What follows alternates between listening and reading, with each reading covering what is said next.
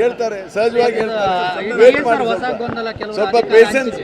ನಿಮಗೆ ತಾಳ್ಮೆ ಇದ್ರೆ ಹೈಕಮಾಂಡ್ ಹೇಳ್ತಾರೆ. ಅಧಿಕಾರದ ಹಂಚಿಕೆ ಪ್ರಶ್ನೆ ಇಲ್ಲಿಲ್ಲ. ಅದಕ್ಕೆ ಪಕ್ಷದ ವರಿಷ್ಠರು ಸೂಕ್ತವಾದಂಥ ತೀರ್ಮಾನ ತೆಗೆದುಕೊಳ್ತಾರೆ.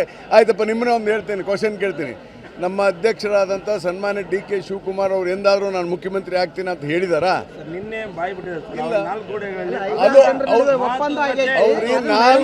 ನಾನು ಅದನ್ನೇ ಹೇಳ್ತಾ ಇದ್ದೀನಿ.